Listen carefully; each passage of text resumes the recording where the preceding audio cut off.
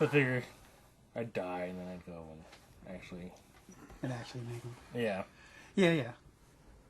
I'm not sure. I think actually that feet chain was what I saw. That was like, is there...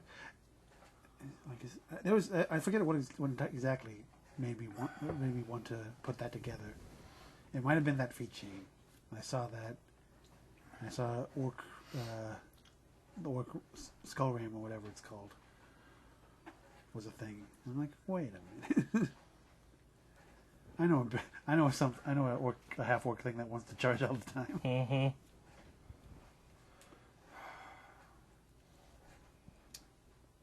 So is that coffee or is that Baywatch juice, Marty? Yes. Oh, it's both. Okay, so I'm not sure whether it'll keep you up or He's gonna speedball this one. uppers and down. Oh, it's just going to be all down. Well, Baywatch itself is a thing. It's a very jittery snore he's gonna get. Yeah. So, second to last episode. Yep. The penultimate episode of Baywatch Indeed. Nights. Indeed. Penultimate. We're almost there, Marty. Yeah, and this one might be one of the more ridiculous ones. Yeah. I think I should say this at the top, because I'm not sure if this is the impression that you got, but the impression that I got was that they sort of jumbled up a bunch of the other previous episodes in a hat, and like just went and made it pieced together like a. I did reference that this was secretly the clip show you wanted without any clips. Yeah. It was a bit like that, like one of those on my ransom notes. Well, there's that one filmmaker that he only creates film by taking pieces of other movies and then jumbling them together and just adding like dubbed over. Yeah, I've heard of that. He has like 300 movies under his belt because he just buys like just segments of other movies and just hobbles them together. Yeah, that does sound familiar. I know they have it on. They had a few of them on. How did this get made? Oh, really? Yeah. They're like, why does this not make sense? And it's because It's like, oh. not. Yeah. It's because it's like 3 movies stitched together in some Frankenstein work. They did the Robotech method. I mean, they might have just been getting rid of the last of their scripts and just shoving them all together here. Yeah, that's probably the case. So the writers are all left, so that's all the just leftover scripts. The writers all left, so it's all the scribbles that are in the margins of all the episodes. they just now it starts off. This episode starts off with some global warmers singing and chanting. Because remember, in Hot Winds, we established that natives are responsible for global warming. Oh yeah, that's right. You're right. Yeah. So these are some South American global warmers, though. no. Yeah. Even though they're not. It's weird. It doesn't make any sense. Just ignore it. I already have. And the German title for this translated is Today, Yesterday, Tomorrow. Okay. Yeah. So it starts with... Which is arguably a better name. I mean, Vortex is very it's a shitty name. Yeah, no, I mean, yeah. It's hard to do worse than that. Yeah. It's also because Vortex feels like it has nothing to do with it. Yeah, and there was a previous episode that referred to something as a vortex. Yeah. Yeah, no, yeah. So and then we get a classic, at this point, Baywatch Nights maneuver of VO over B-roll. Yeah. And the VO is like a radio conversation between a lady and a guy, and the guy's voice sounded really familiar, but I could not put my thumb on it. It sounded like a familiar voice, but I don't know. I couldn't place it. Anyway, so they're supposed to be transporting rainforest soil samples from the Amazon. I thought it was supposed to be Teague. No, it was Hal. Because remember, his voice cuts out. He's gone. And then they're like Hal. They call him Hal. Okay, I do remember that. And they're like, Hal, are you there? Hal? And he's gone. And he's supposed to be the first guy who disappears. Oh, okay. That makes sense. Yeah. Yes, yeah. I can't let you do that, Dave. Then I don't know. So, and more specifically, Teague is only credits only in this episode. Yeah. Um, But yeah, they transporting soil samples. Yeah, so these were from the rainforest. Yes, these were treated with sulfides, and then then the guy, because there's a guy and a lady, and the guy's half goes silent, and then she's like trying to figure out what happened, and then we cut to a dude who's creeping through the ship. He's got a flashlight. It's all dark. Like the storage area. Yeah, and then the two natives. There's an old dude and a lady, and the lady's following him. Both have hats. Very important. They do have hats. So she's just creeping up behind him, and then he finds a crate that just... If you found this crate, would you do anything with this crate, or would you just fucking walk away? I would absolutely leave it the fuck alone. Yeah, because it's like... It's a jar. It's not fully closed. Yeah. There's just shit bubbling up in there. Yeah, something like foaming up. Yeah, just... On a boat that's on water? Yes. Like, it's coming from the Amazon up to Santa Monica. Yeah. Did it have a tarp over it? No, there was a lid that was just kind of there. It might have had a tarp on it at some point. Yeah. And then he opens it, and then he looks, and there's just like this fucking alien bug-looking thing. Yeah, it looks like some weird worm thing. Yeah. And he's like, oh, I'm just gonna fucking look at this thing, and like... I don't know if he actually touched it, but he got real close to touching it. He stares at it, and the native lady is like watching him do it. Yeah. And she's this fucking dummy. Touching herself. Well, she seems into it weirdly. She doesn't seem horrible. Yeah, touching herself. Okay. Like it seemed like off the bat, it seemed like okay, the natives are bad in this one. Immediately is what it seems like. That is what it seems because yeah. Anyway, so he's looking at this. He's looking at this weird worm thingy. And it even does like it has like a tongue. Yeah, and the tongue thing all like flicks out and like tastes the air like a snake do. And this guy's like, that's interesting. Let me get a closer look. And then of course it latches onto his face. Well, you forgot the part where it throws up on him first. Oh yeah. Throws up on him and then latches onto his face. Sorry. Yeah. It spits on him before it sticks his tongue down his throat. Yeah. It's a real dirty girl. Yeah. And so yeah, that and then cold open ends 2 minutes 40 seconds into this episode. Well, I should add that happens. The native lady looks on in seeming approval. Yeah, that's the weird part about it. And one of the better cuts to the intro, the dude's like screaming into the muffled worm mouth thingy. And then cut to the intro, so it's and then yeah. So they've just reversed course on these cold opens, where they're like they've gotten better. 8 minutes, and now they're like 2 minutes. Yeah, and they've also gotten better with the transition. Yeah, too. Like the last 2 episodes, I think have actually been solid. Yeah. Well, and it's also like you don't forget that you're not in the episode by the time the cold open ends. True. Yeah, they don't. Since they you're don't. Not starting Act 2. Yeah, since the cold open. Since they don't drag on as much. Since they don't. That was one of them. It was like 20 minutes before they. No, not 20 minutes. It was like 9 minutes or something. It was like 9 minutes. I swear there was one that you talked about that it. No, it was actually went just through a the first lot was commercial happening. break before they. A lot was happening, but it was like 9 minutes. No, yeah, it wasn't. It wasn't that.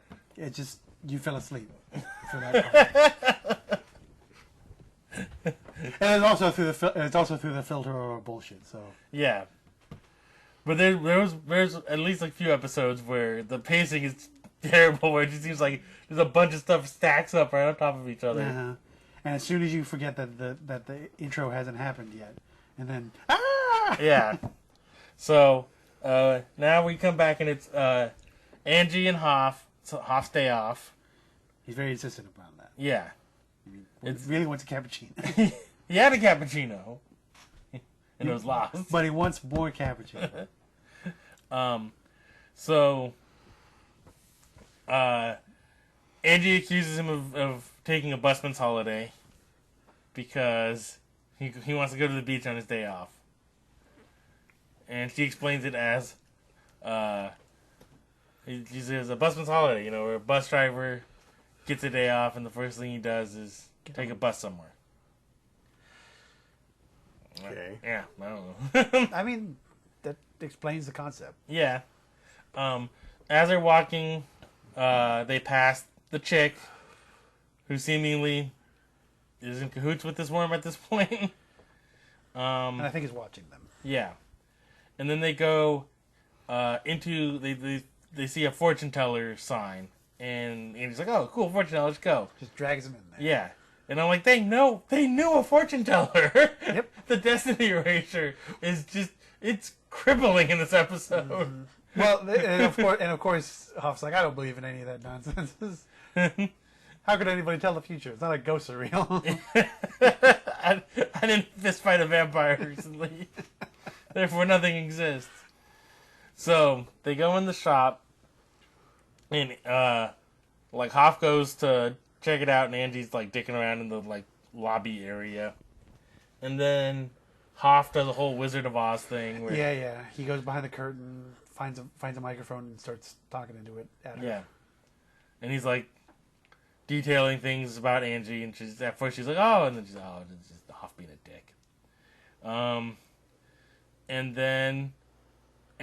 So then Angie's like, here, let me, my neighbor from down the street showed me how to read tarot cards. There's the point is there's nobody nobody there. It's just them, and they're like, where's the people? Where's the people to do this? And instead of leaving or whatever, Hoff wants to leave. Hoff wants to leave. He wants to leave and replace his cappuccino that Angie threw away when they walked in. Yeah.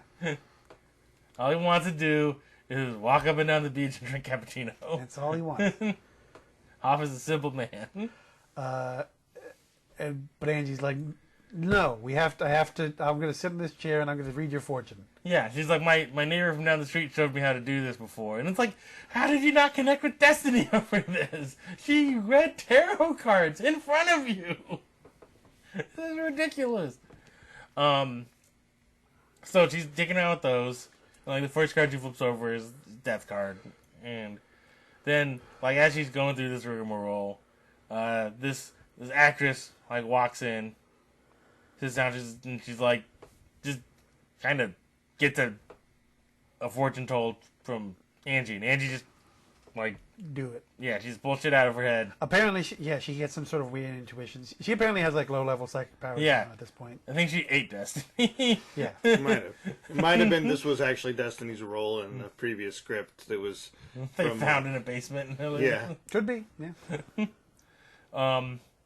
And so Angie tells this actress that she will get the role in Fish Monster 3 because Bitsy May fucked the producer on the last role she lost out on. Yeah. And then so then the old native man shows up. Also, he was apparently a crow. Yeah. Yeah. Like a animal crow or a crow Indian.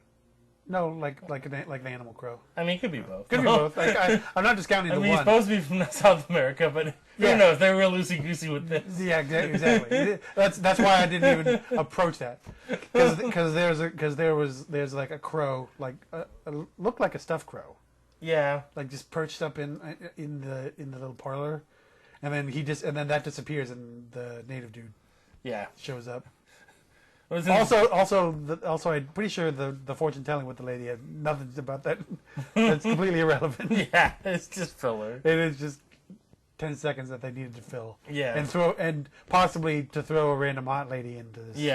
Into this thing. Yeah, because she had to bang the producer for this episode. Yeah, and it always shows produced by David Hasselhoff. So he just shows up. And what's funny is even though it's not the case, I almost just picture like you being able to see them like pull the bird down to him, just casually walk over. Yeah. You don't get to see that, but you feel it. You feel that energy. I do, or either that, or he like he literally just creeps up behind, like, grabs the bird, puts it away, puts it in the closet.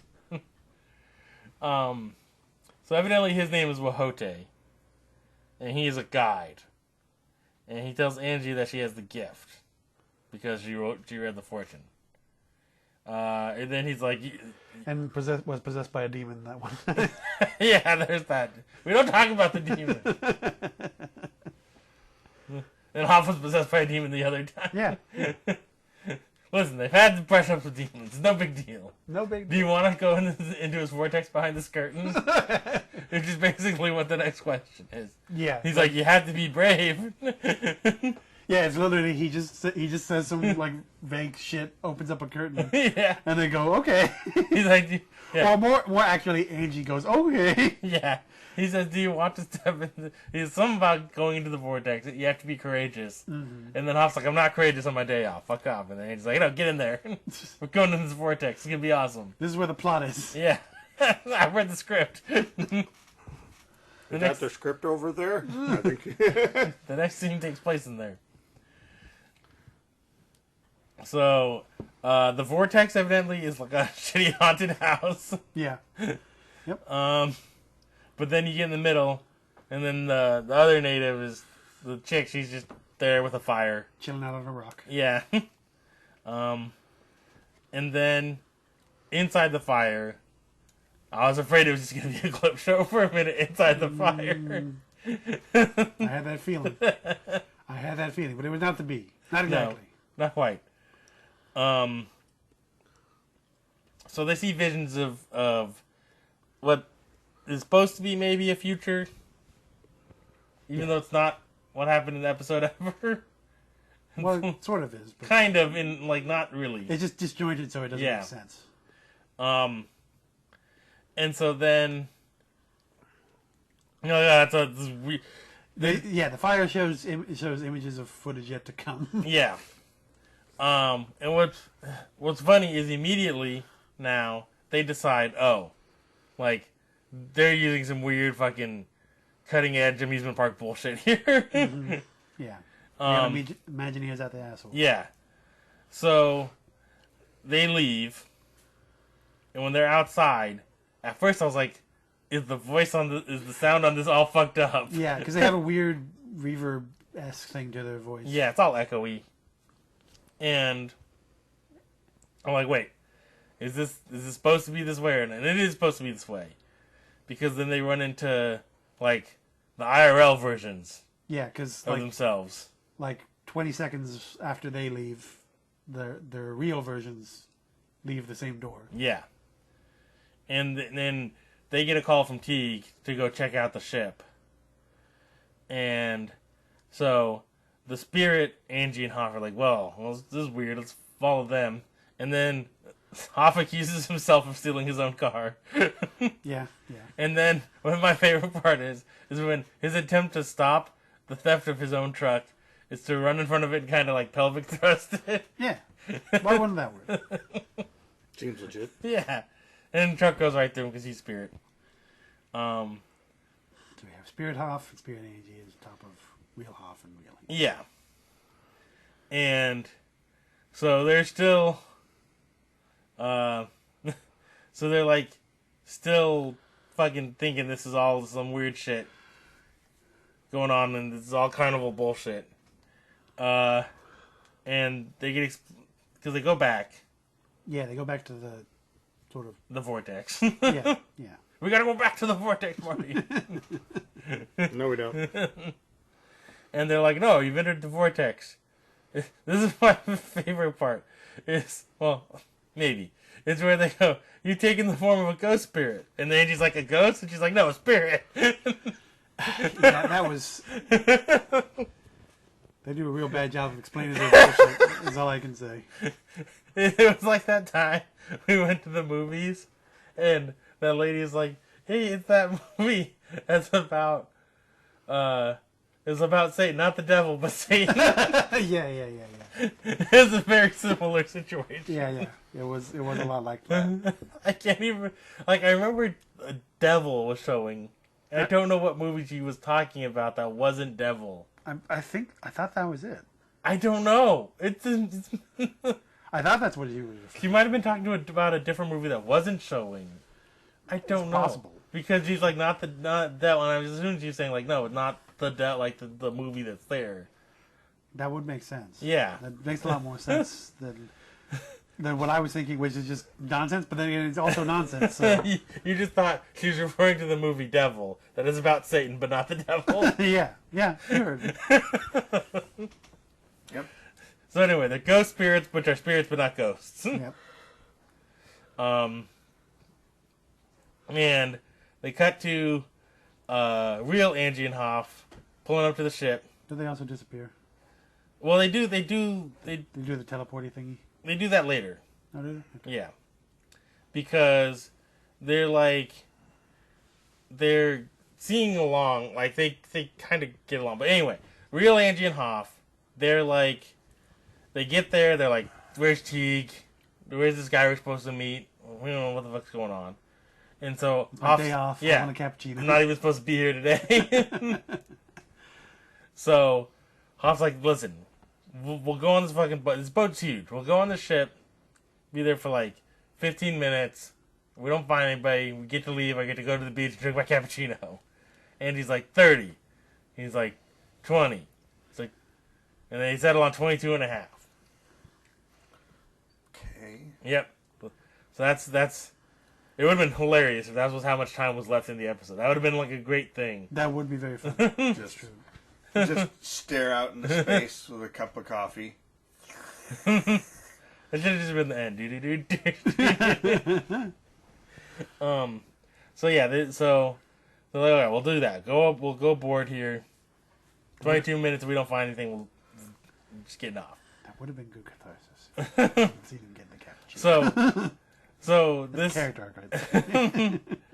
So Angie explains that a homeless guy had like wandered aboard this ship. Like the ship came in, the agent who was on the radio had disappeared already, and when they got here, this homeless vagrant wandered on, and then he just got dissolved into like a thing of acid. Mm-hmm. And they're like, okay, yeah, no reason to like, put up a stanchion or anything. Just leave this.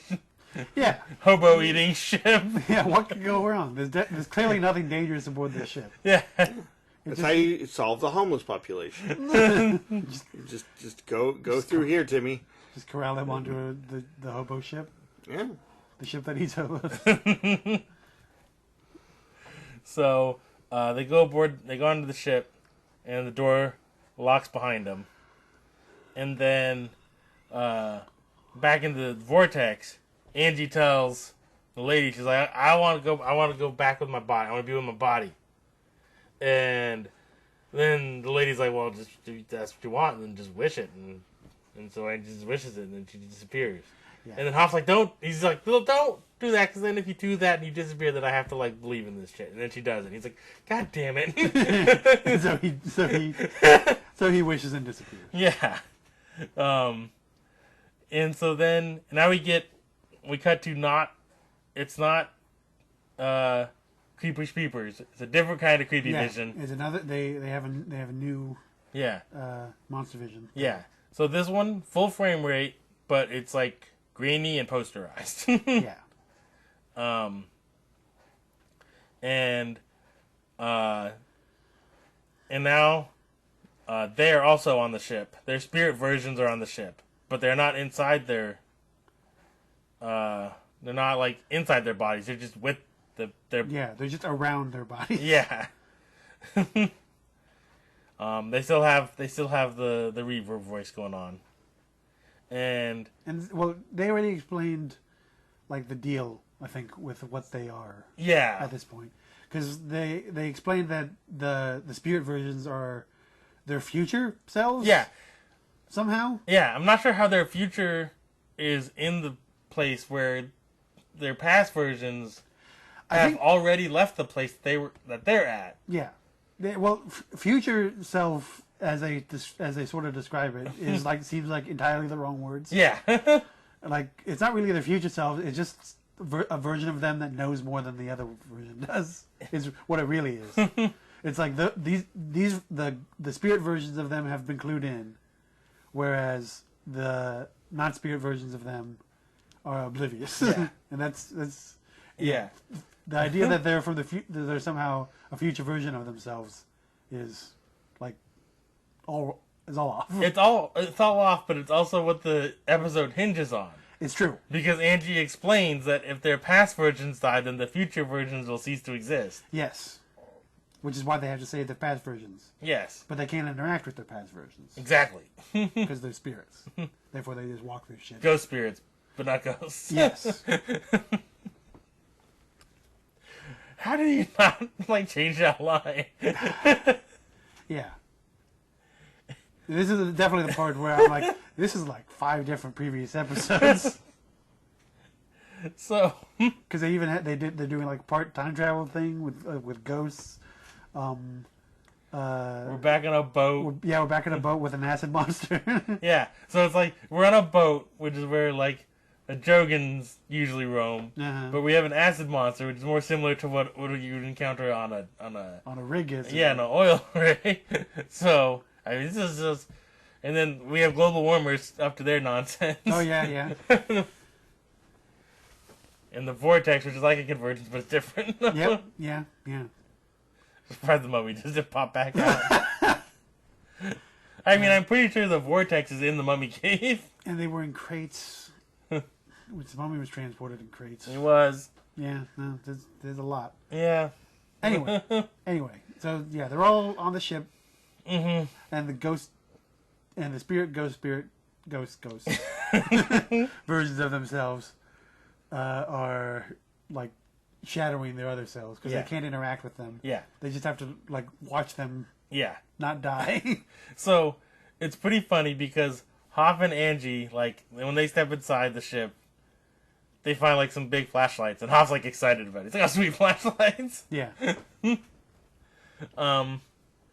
And so, oh, you know what? Skip the part where, because we were going back and forth. Angie and Hoff found one of the guys all dissolved. Oh, yeah. And then Hoff's like, "Oh, I'm thinking maybe we're going to have to stay for the full half hour." And then he finds the flashlights, and he's like, "Oh, sweet flashlights!" Yeah. And I remember that was a weird juxtaposition. Because he's like, "Oh, Jesus, shit's real." He's like, "This is the guy we were supposed to meet." Oh, flashlights! And then they cut to the spirit versions doing their, "Oh, we're on the boat." And then they cut back to Hoff. He's like, "Fuck yeah, flashlights!" It is dark in there. So, Angie then basically reads the flavor text of this module as they're walking, explaining how the agent from the cold open had disappeared, and they found him later encased in some cocoon.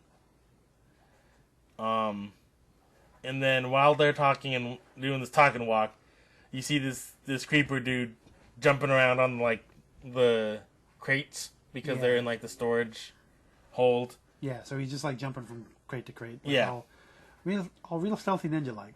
Yeah. So, it's real weird because he doesn't act like that later. Yeah, he's much more stealthy and agile when he's unobserved. Yeah. Except by ghost spirits, because that's fine. It's a weird weeping angels scenario. Heisenberg's uncertainty monster principle. Yeah, it's weird. So you just see silhouettes of the monster pretty much. Yeah. So he's hopping around. Stalking them, obviously. Yes. And this is where Angie explains that if the future versions, the spirit versions are future versions, that if the past versions die, the future version ghost spirits become ghosts and no longer spirits, and therefore they don't exist. Yeah. They become regular ghosts. Instead of ghost spirits.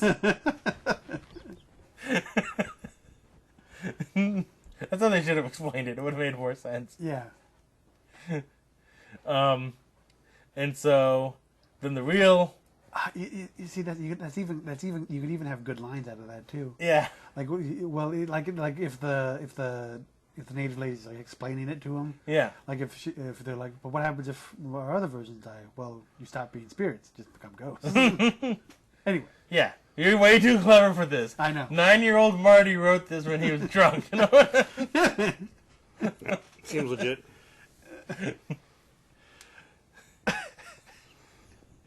So the real versions, they find like a acid trail, and the creeper dude's still creeping around, hopping from crates and shit, and the spirit versions can't warn him, and then Hoff's like, yeah, they yell, that didn't work. Hoff's like, I'm gonna fight him. He basically does the same thing in the previous episode. He's and he like, just runs at him. I gotta fight him. He just runs at him and just runs right through him. He's like, ah, shit, that didn't work. I forgot I'm a spirit ghost. Yeah. I forgot ghost spirits can't do that. So then they're like, well, shit, this doesn't work. How do you do this? So they just go back to the vortex and like, how are we supposed to do anything? We can't do shit. And they're like, and this is such a bullshit part, where she's like, just believe in yourself. And they're like, I guess that's something. And they just go back to the ship. Yeah, she basically just says, pound sand. I made you spirit ghost so you can watch yourself die.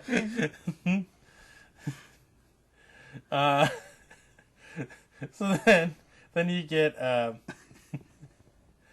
so then real Angie and Hoff are getting creeped on by the creeper. And Spirit Hoff is like the Indian said, trust us. Mm-hmm. And then the real life Hoff gets jumped by the creeper. Yeah, eventually. And so he just jumps Hoff just fucking gets fucked off immediately. Then he does he corners Angie, and he does like a $10 version of that scene from Alien 3 with the mouth opening, except for it's just his like shitty sock puppet.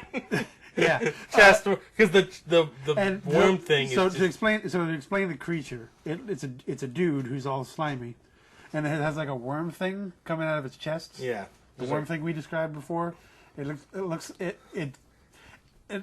Part of what makes it real shitty too is like you can sort of see like it's sticking out of the back too, so you can sort of see like where they just sort of like strapped it to the side of it so that it looks like it's going through them, and like the back part of it doesn't really end like worm do. It just sort of terminates. It just sort of stops being. So it looks really dumb if you ever see the back part of it. Yeah, and it does the thing like to Angie. Licks her face, and it goes like because it's real inarticulate too. Yeah. It's just like Well, yeah, it's like it's a fucking tube attached to this dude's chest. He can't exactly operate it with a lot of manual precision. Yeah, so it just kind of worm slaps Angie in the face a couple times. Mm-hmm.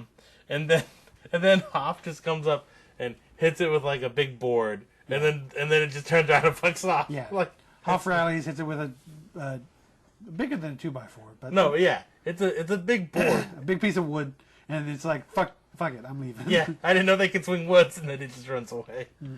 And it's kind of awkward in the way it does it. It just like turns like fuck, and just runs away. Yeah, it doesn't jump. It doesn't jump away either. No.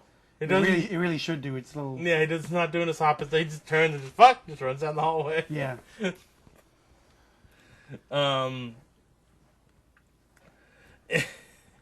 Yeah.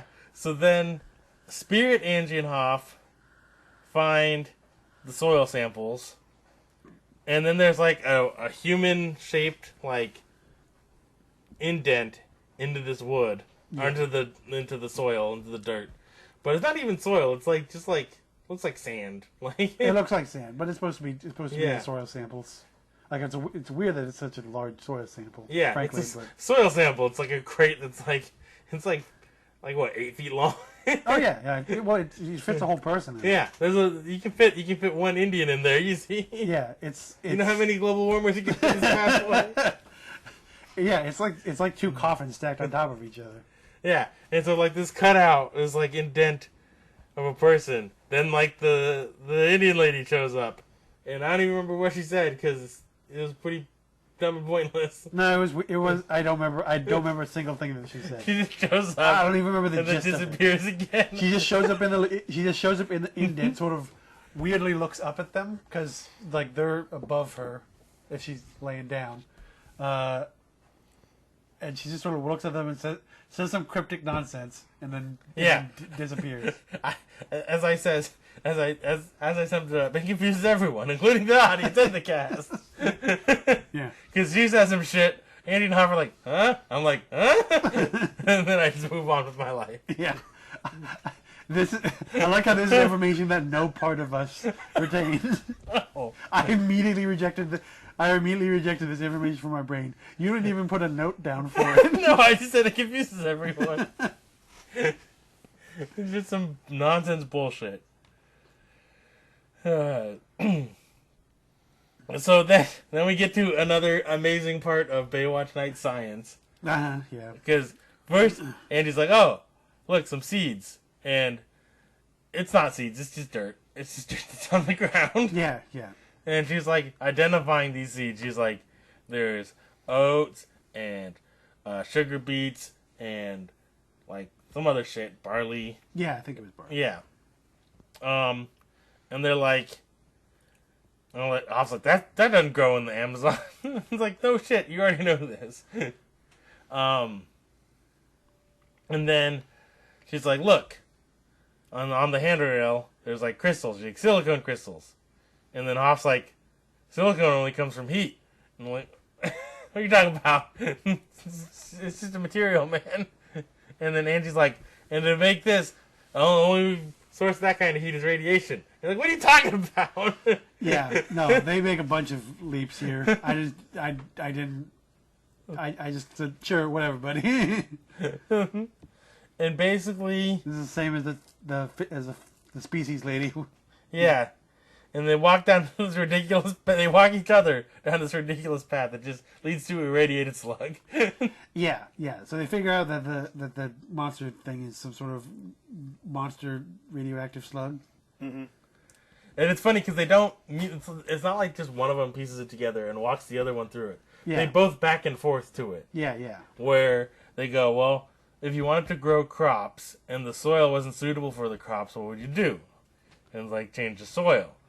And then they're like, well, what if you don't know what's in the soil when you change it? And then they're like, then you could mutate something with the radiation. It's like, where'd the radiation come from anyway? Mm-hmm.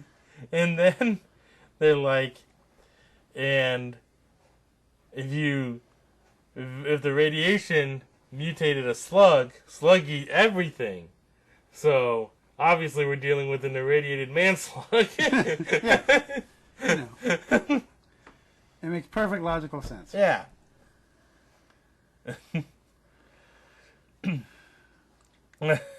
So then the creeper dude, like, he appears like above Hoff, and Hoff has like a funny jump scare where he's not like startled, but he's like, whoa. Like, I don't even know how to describe it. Yeah. It was a very weird, and then they just run like Scooby-Doo run. Yep. And then Hoff comes up with a plan where and you're gonna love this plan because you would see this, and as an electrician, you would immediately know this would work correctly.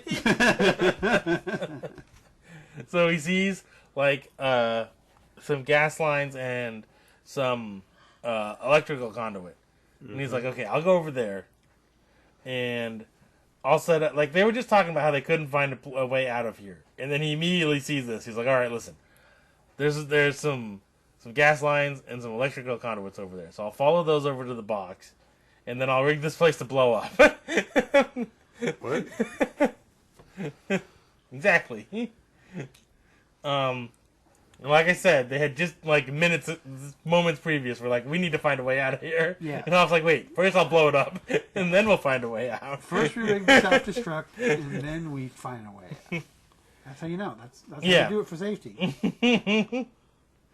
So, Hoff's plan is he goes over there, and he finds like the gas valve that just opens, just an open pipe. Like, yeah, that's definitely the wildest part of it. It's just not even like it leads to no. It's literally like pipe, and then in this middle of a run of a pipe is just like a 6-inch section to just open, and then just a valve valve just to open it, and then you just see Yeah, and then the gas starts. Well, I mean, that's the the valve that floods the area with gas. Yeah. In case you need to set up a barbecue. Or you just want to have some gas. Or you want some gas. Yeah. It just has an attachment that has like a CPAP mask on the top of it. Well, first he goes over to this electrical box, which has like a couple fuses, and he just like gently tugs the wire and it just comes right out. And then he like touches it and it sparks. He touches it to another thing and it sparks. He's like, "Fuck it, perfect. That's all I need." And let me go over to the huff tube and just open this bad boy up. And then he ties us. I don't even know where he got the string. He just ties a. He has a ball of string. Yeah, he's a big fucking ball of string. And he ties the wire to the string. He's like, "All right, I'm gonna run the string so that I can go just weave it through all these twists and turns, and then when I get to where I need to go, I can just pull the string, and it'll touch the wire, and it'll make a spark, and boom, boom, boom. Yeah. And so that's his genius plan. And so Angie, meanwhile, while he's rigging up this IED, Angie gets the attention of the man slug, who's a slug but not a man anymore. Yeah. Which is much like a ghost spirit. Right. She gets its attention. She's like keeping it busy so that it won't fuck with Hoff and mess up, Plan Bomb. And Spirit, Angie, and Hoff are like, all right, we should split up too, because Hoff's like, if I'm gonna die, I want to watch it. Yeah. And so they split up, and then Angie, like the lady, the native lady shows up, and she's like, tells Andy, like, you can't change anything, so like there's no point. And Andy's like, nah, I don't believe you, and she just changes stuff because she can now. Yep, that's how that goes. Yeah, so she just shows up and just talks to her real version. She's like, hey, this is what's going on. Yeah, like, because, what is it? Real Angie is running and hiding from the Slugman. Man-Slug. And while she's hiding, this other ghost Angie just starts yelling at her, you have to do this! Yeah, you need to leave now. Yeah. Oh, we should have said before, but like in the weird future that they saw in the fire, like the implication is that Hoff leaves Angie to die. That's the implication. That is the overall implication. Yeah. Which I think they even used some lines that like weren't even in. They might have. Because he's like, "Where are you?" And like, I don't remember her saying that in the actual sequence. Yeah. that yeah. But yeah, I just remembered. Yeah. I just remembered that should be that's part of the implication as well. So, Spirit Angie tells Real Angie to leave. Get the fuck out. Yeah. And then she passes like they see that they get up to the top and like Real Hoff like pulls a string. Oh, also Spirit Angie leads the Slugman away. Yeah. Because now the Slugman can see her. Yeah, he's like, oh shit, there she is. Her voice is not as reverby as it was before. Mm-hmm. Spirit Hoff goes back down because it's like, oh shit, the bomb's not working. And then he meets up with Angie, and he's like, look, the string's stuck. Yeah, he's my dumbass has weakness to explode, but it's the string's stuck. Yeah, and then Angie's like, yeah, just like fucking break the rules and fix it. He's like, you can do that? And she's like, yeah, fuck it. Yeah, I did. That's why that Slugman's coming at us. Yeah. So he's like, alright. And he's like slowly grabs, like, oh! It's like such a silly looking scene as he grabs the string. He's like, tugs it, and then, I do love the way this ship blows up. Well, yeah. The future selves at around this realize that they have to sacrifice themselves for their past selves. Yeah. Because that's the only way that they can detonate the ship Yeah. and do all that stuff. So yeah, they purposely blow up the ship with them and still in it, Mm-hmm. even though they're now tangible, Mm-hmm. and they leave behind a fiery corpse, which would be really weird for the cops. When Hop sees his own flaming visage. Ah! But anyway, yeah. Watch up on the beach in Santa Monica. Yeah. But anyway, the ship explodes, sort of. It really just gets flooded with fire. Well, what's great is it's just like those gasoline pots that they use in special effects. It's just like 4 of those just go off on on the deck of the ship, and then they cut to something completely different that had an effects budget that actually blows up. Oh yeah. And they cut back to the ship that just has a few fires on it. Yeah. Yeah. The future half is dead. Yeah. The future Angie is dead. Yeah, the ghost spirits are not spirit ghosts. Either that or one of them is like Harley Byrne, Phantom of the Opera style. Yeah. This is how they become a Drogon. Yeah. Full circle.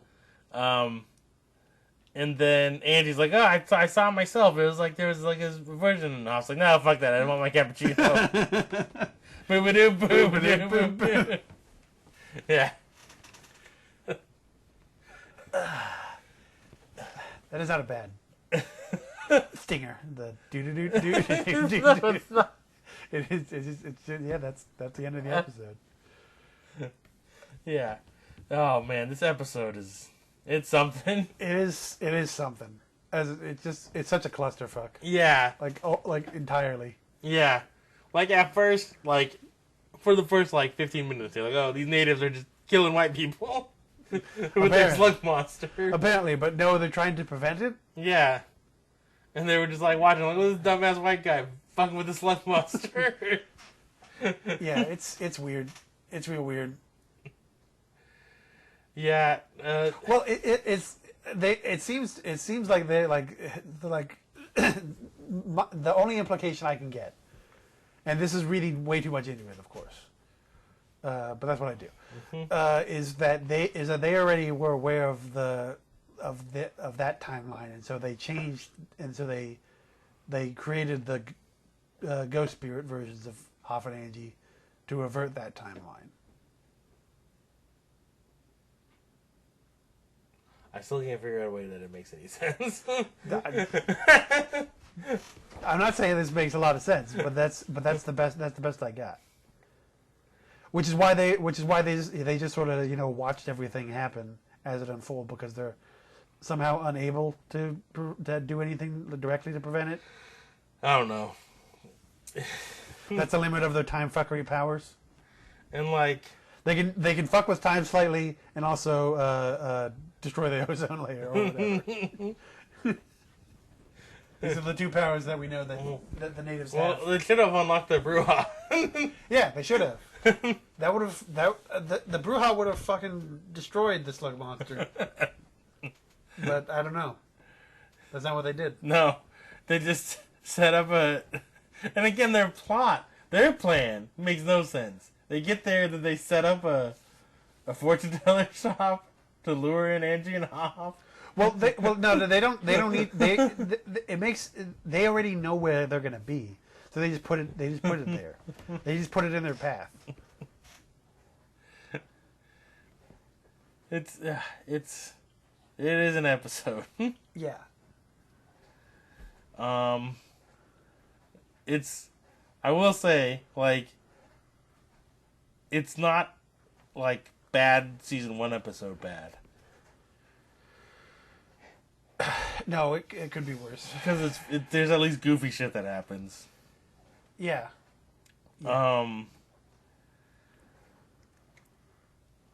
But I'm not sure where to put it on here. I feel it's worse than the rig. And the rig is right in the middle.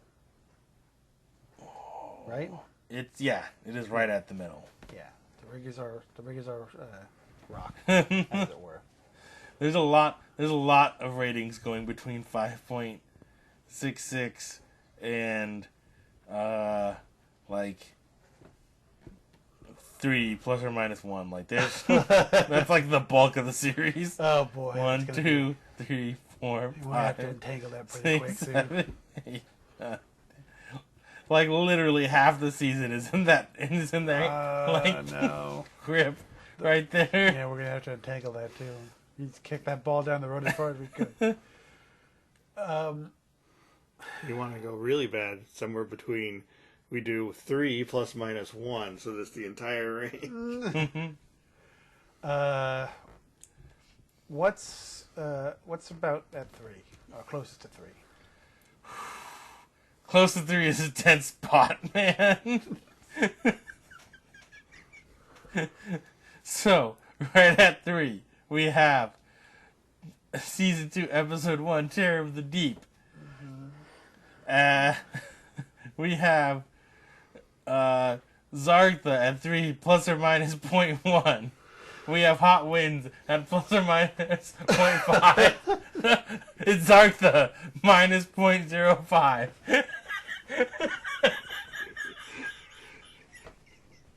Oh man, that's a dense area. So yeah, we know that Hot Winds is slightly worse than Zartha. Okay, is this better or worse than Zartha? Ooh, that's tough. It's such We know a, know that it's worse. We know that it's worse than Hot Winds. So that means I feel it's worse than Hot Winds. So if it's worse than Hot Winds, is it worse than a Jovian, the Terror of the Deep? It's like Those two are very close. They are. They're right there, which is why Zartha's right there too. It's like the Holy Trinity. Yeah, it's true. It's its own chicken trilogy. Except shitty monster trilogy. Yeah. Monster Mash trilogy. And then we have The Servant at 2.4. Shrug. We were very just like, yeah, just throw it there. Oh, which one was the Servant again? That one. Was that the demon possession one, or was that the? I feel that should be one of the demon possession ones. That one we go back. That was. Was that? No, that's the Mummy. Oh, the Mummy. Yeah. Mhm. Yeah. The Servant is the Mummy. Yeah, that's right. It sounds like it should be. The Servant is the Mummy. Okay. Let's see. Is it better than I think it is. Because the Mummy was just.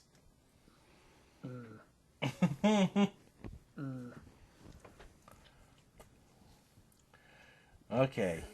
So if we're between 2.4 and 3 plus or minus 0.1 minus 0.05, which is where the Hot Winds is.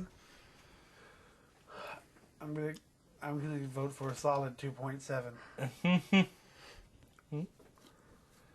I think I can get behind a 2.7. all right. You're getting behind the 2.7 like a guy with a slug in its abdomen. Yeah. Oops, I wrote the vortex. The Vortex. Yeah. See, that is all between 2.4 and 5.6. Oh, jeez. we had a dog's dinner out of this, didn't we? I mean, between 6 and 9, there's only 4 episodes. It's true. Well, Knights of Dragon 1 is over here, though. It's on its own. Yeah. It's on its own axis. It's Prince Omega.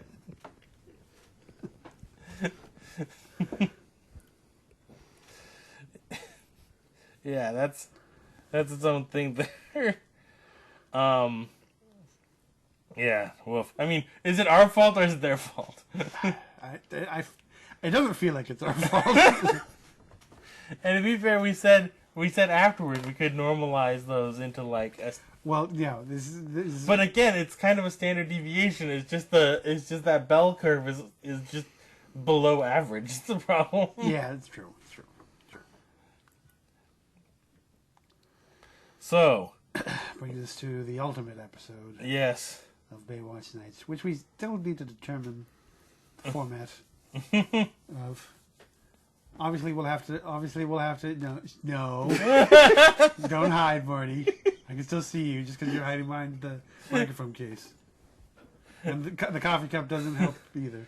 Also, I just want to point out how much of a lie the description was on this episode Okay. in Wikipedia, where it said, Hoff and Angie go through a vortex and emerge 20 years in the future. It was 5 minutes into the future. Yeah, that's a terrible lie. So I have the description that Wikipedia lists for the last episode. Who knows how accurate it is?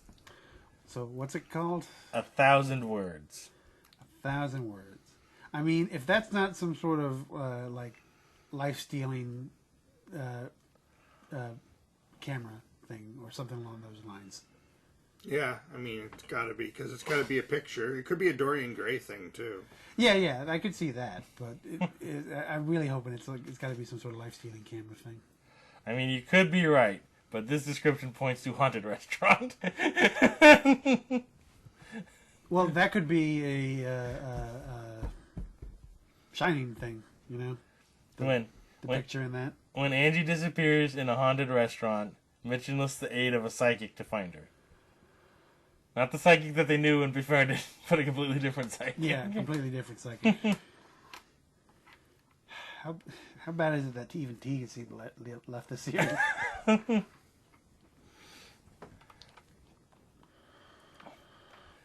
Yeah, this is everybody's credits only now. just replace them all with just jazz interludes. Where's the last episode we saw? What? Griff? Donna and Griff was a while ago. I don't care about Griff.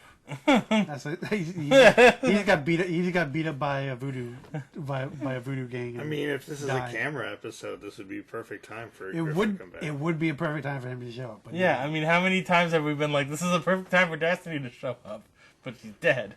She's been gone for a while, though. I know. Griff is technically still in the show. She's in an icebox somewhere. So. Well, I mean, he's in the show as much as Destiny was after, like, the first quarter of this first season, and she was still in the credits for a while. True. Until they brought in Griff and Donna. True. And then now they're in the Destiny zone. The Destiny zone. Wasn't that like a Chuck E. Cheese competitor? No. It was Discovery. Discovery. Destiny zone's not bad. No. But no, should we do the Big Marty Watch It episode?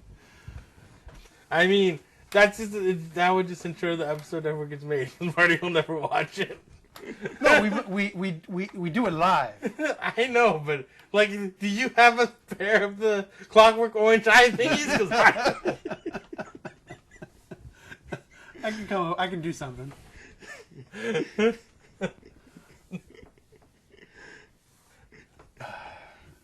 Andre pulls out his acetylene torch. I'm gonna construct it. We can make it.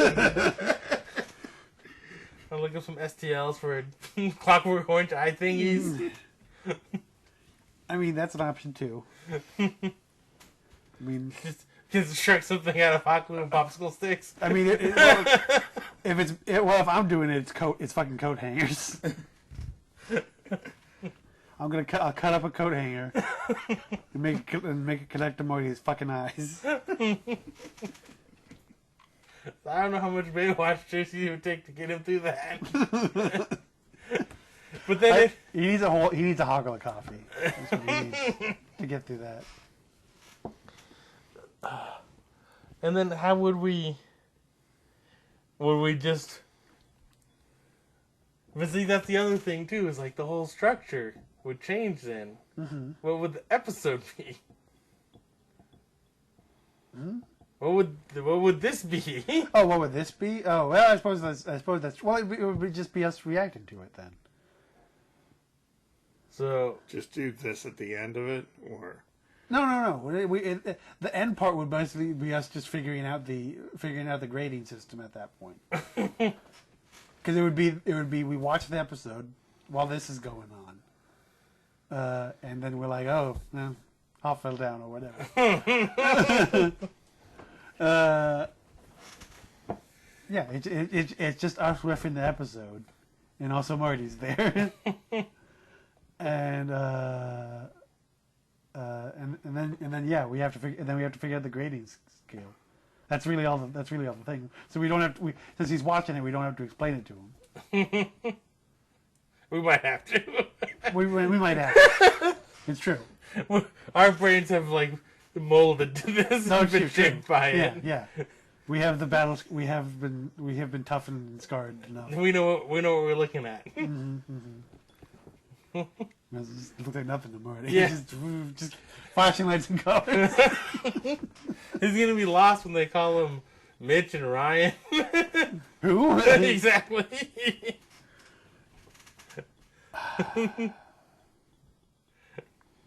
And I think Ellerby shows up in this episode. See this like that'd be great. Here's chicken costume. That's what I want. That's what I want to happen. We'd have to explain who Ellerby is to him. That's one of the ones we liked. Because I want to say he was. I think this is the episode that he shows up in season 2. It was like I remember looking at the IMDb and we're like, "Oh, Destiny's gone," and then Ellerby shows up one more time. Yeah. I mean, or we could just do it like a normal episode where we figure out the grading at the end. yeah, this is the one that has the return of Garner Ellerby.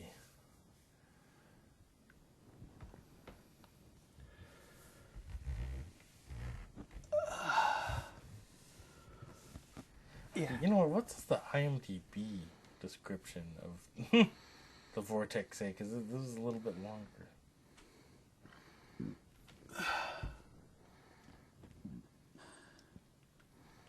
Nope, still says 20 years in the future. I don't know where this 20 years figure is coming from. If that's 20 years, our grading scale is fucking dead on. Yeah, it's true. It's flawless. No adjustments required. No notes.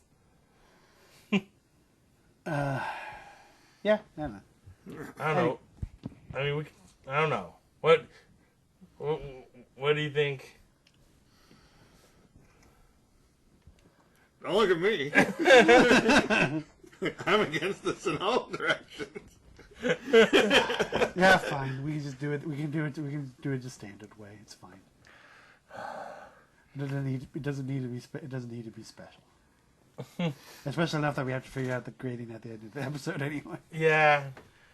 And then we have to figure out what to move on to next. Yeah. Yeah. Because, I mean, we're out of the good stuff. Anyway.